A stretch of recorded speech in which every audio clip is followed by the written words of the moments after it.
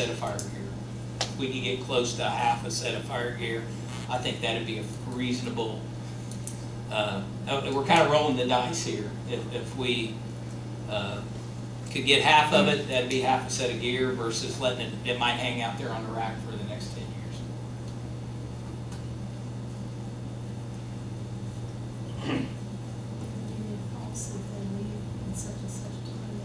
We can do that.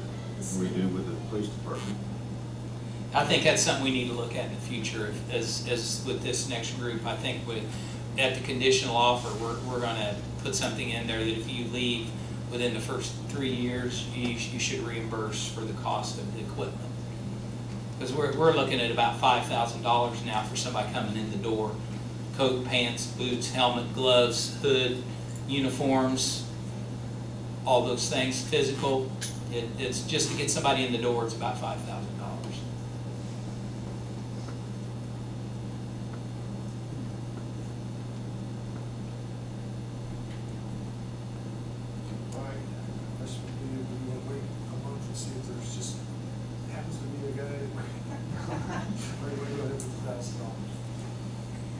Yeah, and I don't know that he'll get. I'm not sure how much he's willing to pay for it. I don't know if he's willing to pay that much for it.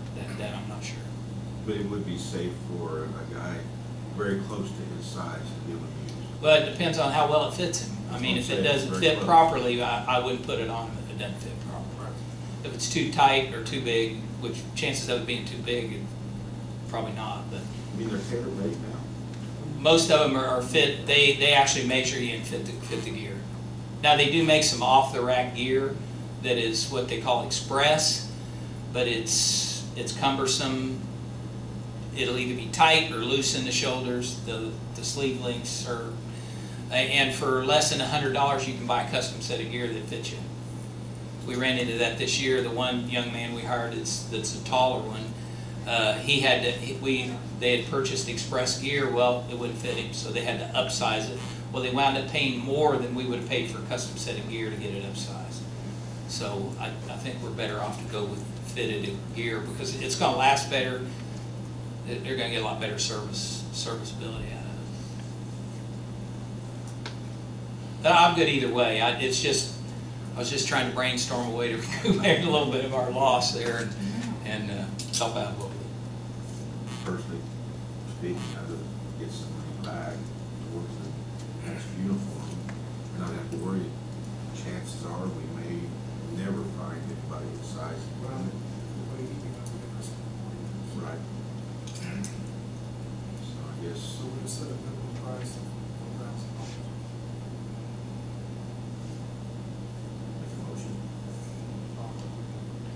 Steve made a motion of $1,000 for the used equipment. Second by Linda. Any further discussion? Hearing none, all those in favor say aye. Opposed, same sign. Motion passes. And if he were not to be interested in it, I'll reach out to some of the volunteer departments and see if they'd be interested in it. Because that would be a new equipment. Yeah, it would be a really good bargain for somebody. And then the last item I have is we have, with the acquisition of the new rescue truck, we have a truck that was a 2003 F450 that was used to store hazardous materials, supplies, and that was its primary function. It had absorbents, booms, pads to absorb spills, had some self-contained breathing apparatus, safety suits, gloves, boots, those types of things on it. It's basically made to go to a hazardous material spill. That was purchased in 2003, I believe, with counterterrorism, Homeland Security funds through the Emergency Management Agency. So our proposal is they would like to have that truck back to use with emergency management.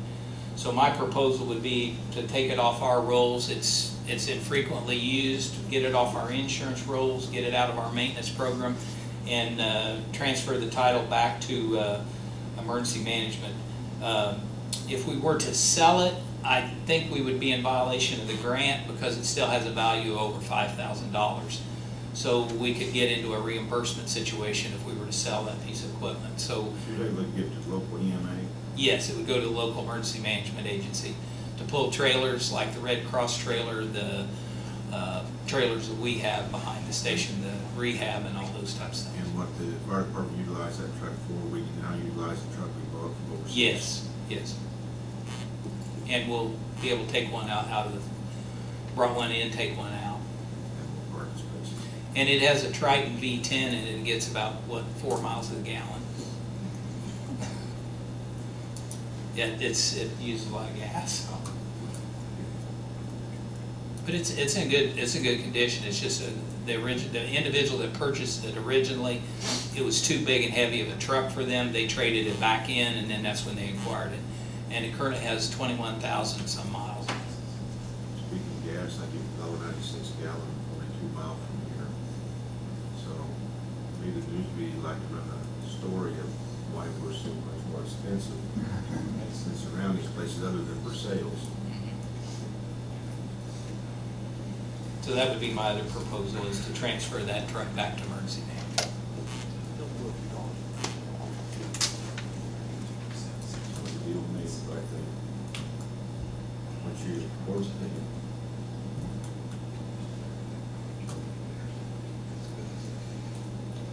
You said we probably can't sell it. No, we cannot. It cannot be sold because it still has a value of more than $5,000. Without us paying? We would have to reimburse the grant.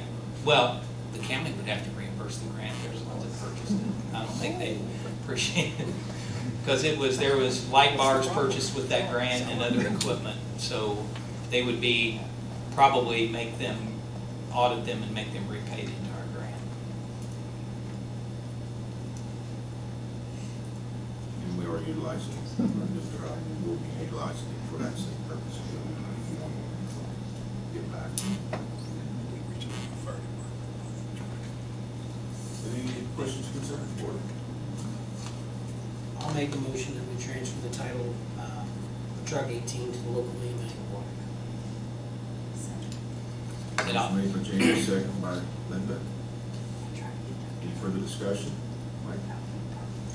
No, I was just gonna say I would work with Bridget to see how that process would work. I'm not sure how that would work to transfer. I guess we would just do a transfer of title. As long as it goes to another government agency, it would be okay. Correct? Yeah, we have something that's painted with our logos and stuff. It's just got GFD on the door, that's all. They just take a heat gun and pull that off. Oh, okay. Yeah. I couldn't remember which truck it was. I kind of remember now, but, yeah, we'll have to look to see. On some of those ones prior to me, I'm not sure if we had the title for those or if you may have the title on, but we carried the insurance. Sure. Since if we were Okay. But I don't know if we actually have the title. Okay. We So might, I'll look. if they do have the title. we It can could already be, see back it could already be titled to them, I'm not sure. It possibly can be, but I'll check. But we have the plates on it. And then did you get a title for the other truck? Have you received a title for the new truck?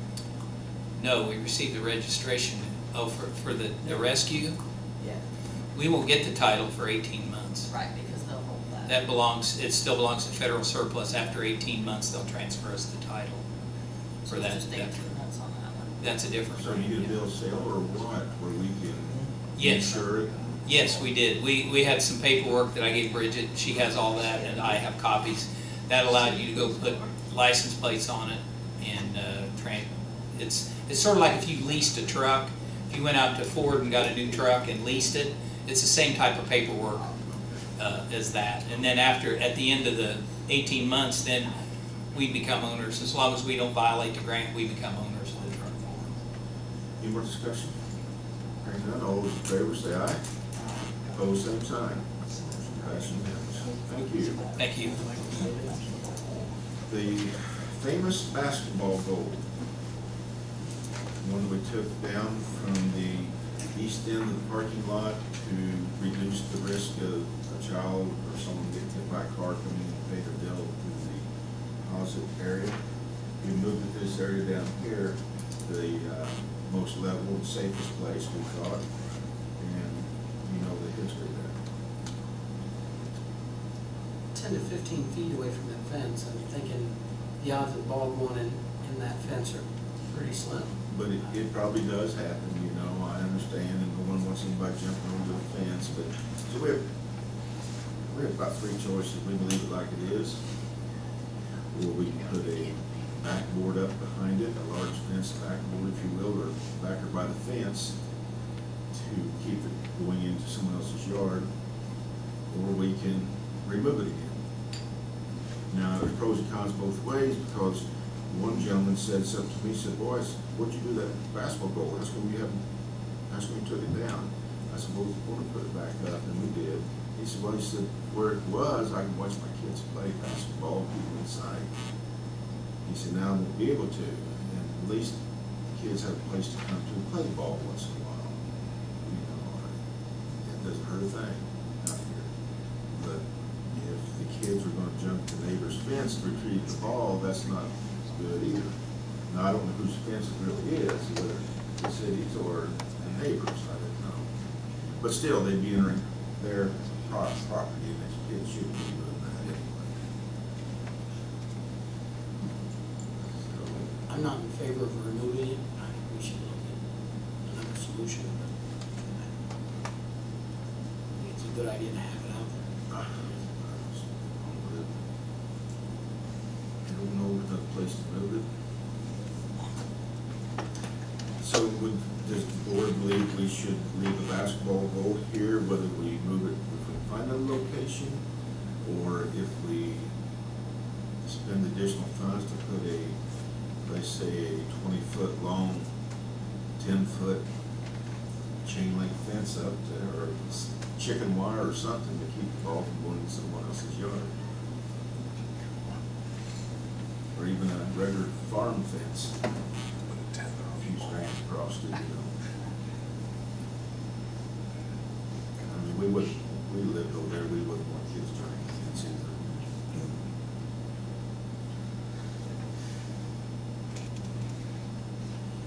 I don't know, I mean, can we get pricing, maybe we can come back next month and talk about it? Sure. See what it costs to put something up back there versus a different location, move it, that I'm just not in favor of getting rid of it. I think we should keep it out there. Just my opinion.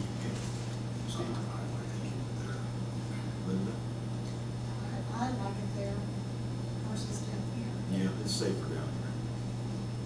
I'll look into it, see what other solutions we can come up with, and there's a cost attached to it. That sound good? Okay, thank you.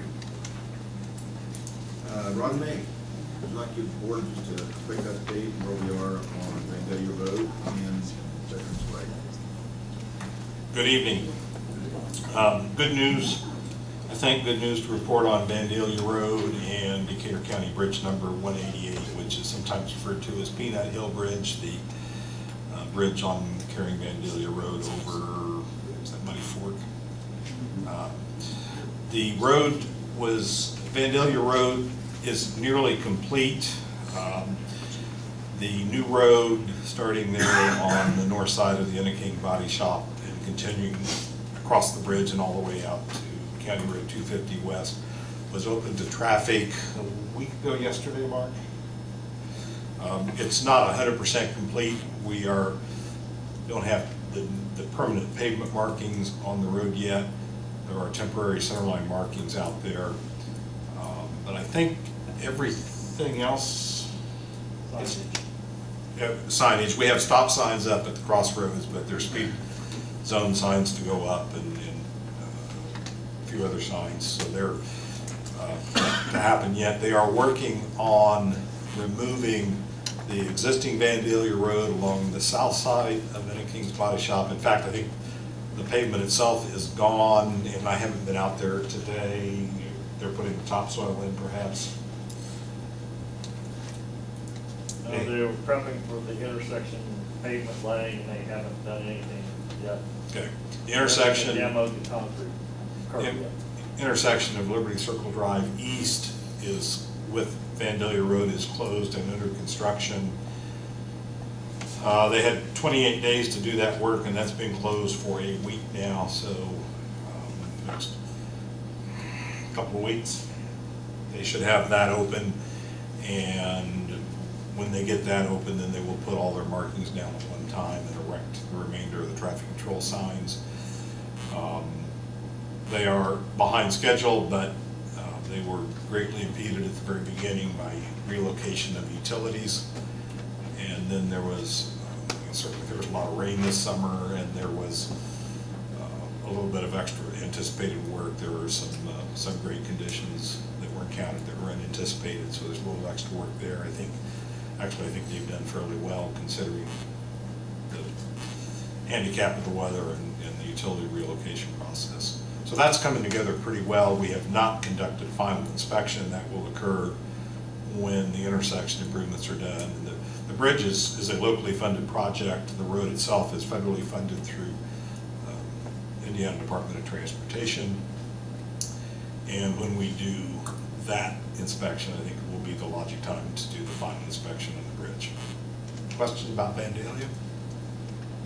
It's just good. So all in all, how much longer do you think? The actual construction really should be done within the next 3 weeks, maybe a little less, maybe 2 to 3 weeks.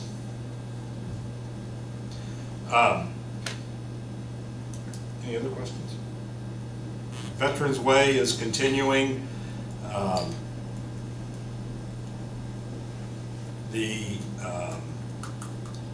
All of the in-ground utilities, the water line extensions, the sanitary sewer, and I believe the storm sewer was scheduled to be finished up late last week, and I think that happened.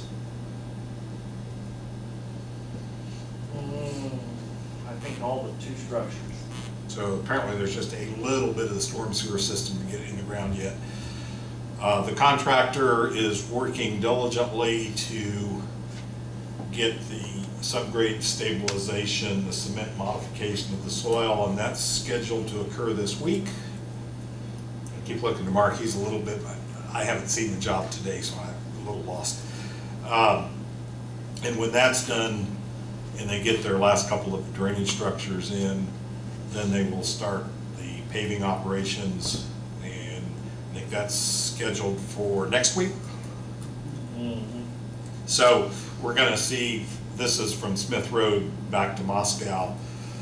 Moscow Road is closed and they're working. There's a little bit of pavement replacement right at the intersection of Moscow Road and Vandalia Road. They're working to complete that. They are working on a cul-de-sac at the east end of County Road 150 North, where we're cutting it off just before you get to Carver Street. We had a little bad luck over the weekend with that torrential rain. On Saturday afternoon or Saturday evening, there was some soil erosion that kind of made a mess of those parts of County Road 150 and some driveways, and I believe our contractor was out even on Sunday and working on getting that cleaned up and squared away so people could get in and out of their places. And one of the residents was knocking on my door at 8:30 Sunday morning, and I went and looked at it. Mark Foster camper came out, and along with one of the mayor's employees, took care of the situation. They removed the mud, the new gravel down. So they're back to getting in and out of their places, and that wasn't just a Sunday, that was the middle of a 3-day holiday weekend, but they were responsive and that was appreciated. So the paving, where's the paving going to take place from? From Smith Road, which will be the eastern end of this phase of Veterans Way, back to Moscow. And there's a couple of courses, a base and an intermediate course. There is curb to be installed, yet there is street lighting, conduit and wiring to be installed, and the street lights themselves. When all of the base and intermediate pavement is in place and all the curb is in place, then they will come in and pave the surface on everything from 421 through to Smith Road. That will be one of the final things they do. And it's done that way so that when we get our final surface course on there, it will be uniform and make it look like a more complete project. We did get word from our contractor 10 days ago. They're asking for a 5-week extension in time. There was a change made late in the process to relocate storm sewers from underneath a lane of traffic over so that it will be underneath the median, so that we won't have manholes, and if we have future maintenance needs, we won't be digging up pavement, we can dig up the median instead. Hopefully that won't be, but it's always good to plan ahead. While the cost of that was negligible, nearly zero, not quite, we added a structure in doing it. It did delay the process, and there was also an unanticipated situation with a water line that cost them some time to work around that. So they've asked for 5 weeks. We will take that request to the Redevelopment Commission in their regular meeting this month and present it to them for discussion and consideration. 5 weeks to go from 421 to Mount Moscow, or 5 weeks the other end? The original contract was from 421 to Smith Road, and that was to have been completed by the 1st of September, be substantially complete by the 1st of September. Substantial completion means basically having traffic using it. They are asking for 5 weeks, so early in October they're saying they're going to be done now with everything from Smith Road to, with substantial completion. They may not have all the seeding done, they may not have all the sod down, but they will have traffic on it. That would be Smith Road to 420. Correct. Now, a question, Ron, between those two items that you mentioned, how long did that hold them up?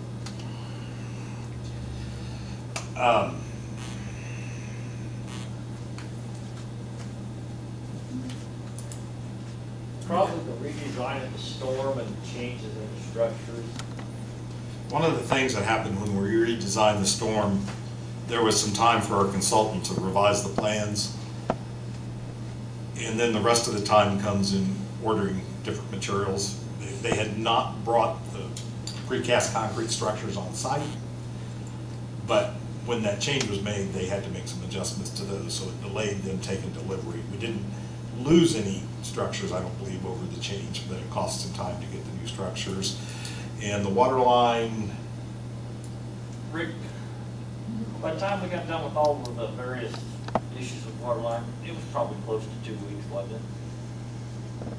By the time we done the North Decatur, and then we had to relocate that one to the east of the curve, and then getting around the, Well, I wouldn't think it was that long. They was still working while it was, well, I'd say probably a week, I guess. So you got 3 weeks maybe? probably 3 weeks and a week, maybe 4. Maybe I 4, can't tell you 3 the to 4. exact number of days. That was what happened. One thing I heard, they took all 5 weeks and left the project, pretty well left the project. Yeah. A little bit long, not much. And then when they come back, then we had all the rain. the weather went wrong when they came back. So that's what I'm like. They stayed on our job, they had to deal with the difficulties. So we will present that to the redevelopment commission for consideration. I mean, O'Meara's do good work, do a good job. Very good work. Is there, on 421, would there have to be a response line, would that be after they evaluate, I can't remember if that's what. It is not in the contract. It is unlikely that NDOT, that is US Route 421 under the jurisdiction of NDOT, it's unlikely that they would install a signal now. And initially, we will not generate traffic volumes that would warrant a signal. As development occurs, it could be that we will get there, and at that time, we would have to work with NDOT if a signal becomes warranted. What you kind of mean is there has to be access to improvements needed. Volumes, crashes, Incidents. pedestrian volumes, but we're never going to have a lot of pedestrians out there for a long time, I don't think. Volume warrants are probably the one that would indicate the need for the signal. There are a bunch of rules about that sort of thing. Anything else, Board? Thank you, Ron. for the You're welcome. update. I got one more thing, just to let everybody know, this is in regards to Bridget's favorite holiday, Halloween. The trick-or-treat hours will be from 5 to 8. So, Bridget won't violate it. What day? Halloween, I don't know what day. so what day? Halloween. 31st. Oh, it's Christ. Hang on a second. Let's get the meeting calendar. It's Saturday. Saturday night. Anything else, board? Okay, motion to adjourn.